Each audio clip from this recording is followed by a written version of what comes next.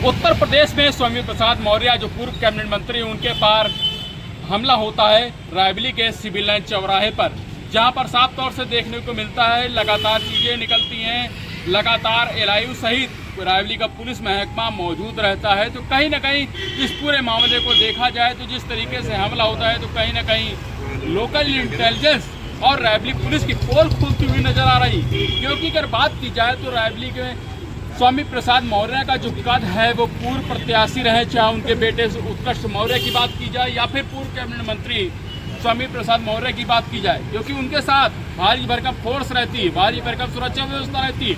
लेकिन उसी सुरक्षा व्यवस्था के पास जो भेद लगता है वो रायबरेली पुलिस भेद करती है, क्योंकि अगर बात की जाए तो रायबरेली पुलिस के दावे हैं कि यहाँ पर सुरक्षा अभेद है। सुरक्षा अभेद क्यों है? क्योंकि यहाँ पे रायबरेली पुलिस अधीक्षक डॉक्टर यशवीर सिंह हैं, उनके द्वारा सुरक्षा व्यवस्था जो अभेद की जाती है तो कहीं ना कहीं उसकी आज पोल खोलती हुई नजर आ रही है।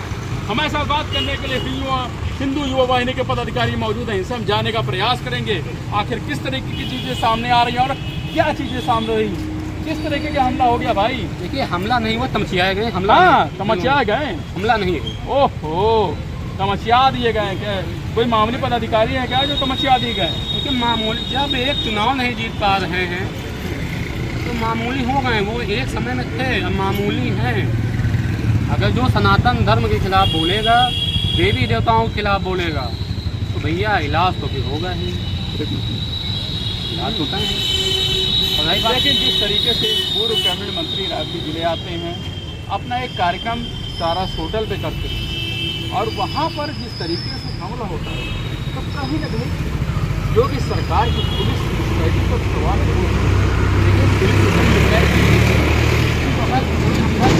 जो आदमी अंदर से भरा बैठा है उसके धर्म के खिलाफ बोला जा रहा है, देवी देवताओं के खिलाफ। अच्छा, कौन सी टिप्पणी कर दी ऐसी जो धर्म के खिलाफ हो गई? सनातन धर्म के खिलाफ लगातार रामचरितमानस की प्रतियां जलाई, मिले मुलायम काशीराम, मैंने उसको मुकदमा भी कराया था। कब कराया सर? 1.5 वर्ष पहले। ओके, तो आप लगा, अभी हाल ही में कांवड़ियों के खिलाफ आपने बोला यार, आप धर्म किस तरीके की टिप्पणी की काबू उन पे कि गुंडे होते हैं, कम पढ़े लिखे होते हैं, अन्य गुंडे होते हैं सर कांवड़िया? वो तो उनकी मानसिकता, स्वामी प्रसाद मौर्य की जितनी मानसिकता होगी वो उतना ही बोल पाएंगे, और उनको बोलने के लिए अगर वो गलत बोलेंगे तो उसका विरोध होगा। हम लोग तो इतना नहीं, आप अगर कहते हैं स्वामी, क्या लग रहा है कि मतलब वो काशीराम से जुड़ी यादें भूल नहीं पा रहे हैं क्या? नहीं, काशीराम जी तो प्रेरणा स्रोत है हम लोगों के, उनके लिए तो हम लोग जितना ही बोले उनके लिए कम होगा। बहुत ही अच्छे व्यक्ति थे बाबा साहब भीमराव अम्बेडकर, बिल्कुल, उनके द्वारा लगातार बाबा साहब भीमराव, उनके संविधानों को धूल में मिलाने का कार्य कर रहे हैं। बिल्कुल ही बाबा साहब भीमराव अम्बेडकर जी के संविधान को जो उन्होंने बनाया बाबा साहब ने, उसको पूरी तरीके से धूल में मिलाने का काम स्वामी प्रसाद मौर्य कर रहे हैं। हम खुद बाबा साहब को मानते हैं और उनके संविधान को मानते हैं, परंतु आप जो ऐसा कहे ना अभी कि स्वामी प्रसाद मौर्य एक इतने बड़े नेता होके उनको तमचिया दिया गया, तो स्वामी प्रसाद मौर्य नहीं कहा तमचिया दिया गया, तमचिया है तो मेरे भाई ने कहा। स्वामी प्रसाद मौर्य के जो आज शब्दों का परहेज करिए, स्वामी प्रसाद मौर्य का जो आज की शब्दों का परहेज करिए। चलिए परहेज कर देते हैं। आप जो आप कह रहे हैं, स्वामी प्रसाद मौर्य ही नहीं, अगर नेता प्रतिपक्ष भारत के भी अगर इस तरह सनातन के खिलाफ बोलेंगे, सरकार मतलब इस तरह भारत सरकार पे इस तरह आप भारत सरकार पे पूरा तो सुनिए, भारत सरकार के नेता प्रतिपक्ष मतलब आप समझ सकते हैं यहाँ के सांसद राहुल गांधी जी, वो भी सनातन के खिलाफ बोलेंगे तो हम लोग विरोध कर रहेंगे और करते चले आए हैं। ये तो स्वामी प्रसाद मौर्य की ये जिनकी, क्योंकि राजनीति एकदम से खत्म हो चुकी है।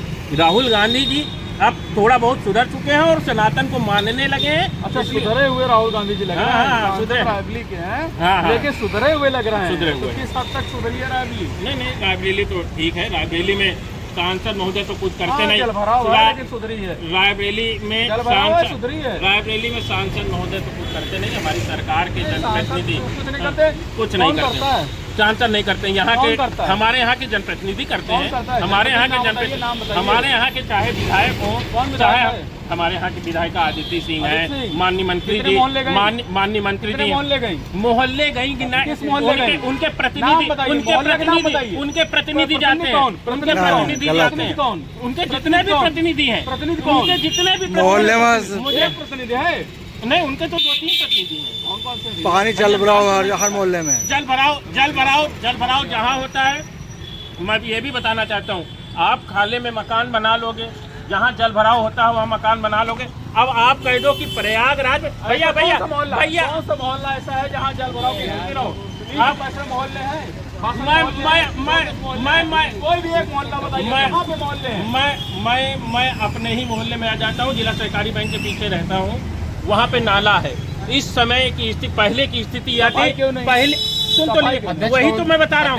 नहीं, सभासद कौन? हाँ, सभासद कौन भाई? सभासद कांग्रेस समर्थक। कांग्रेस समर्थक? हाँ, जी हमारे यहाँ बिल्कुल। विधायक आदित्य सिंह, वो अपना सिंह, मंत्री दिनेश प्रताप सिंह बिल्कुल कार्य कर रहे हैं। मंत्री दिनेश प्रताप सिंह बिल्कुल कार्य, मंत्री दिनेश प्रताप सिंह जी जितना रायबरेली में कार्य क्यों नहीं? सुन लीजिए, चलिए जनता की राय ले लीजिए।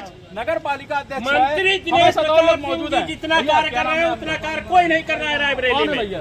क्या नाम है आपका? रायबरेली के लोकल के रहने वाले हैं। क्या चीजें सामने आ रही हैं?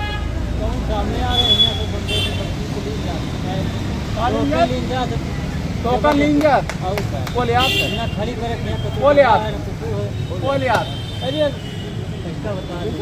अरे खाने वाले हैं, है ना? और क्या है ना? अनैतिक अगर होगा तो मैं इसका विरोध प्रदर्शन करूंगा। अगर अनैतिक होगा तो, अगर अनैतिक होता तो रसीद न दी जाती पहली बार।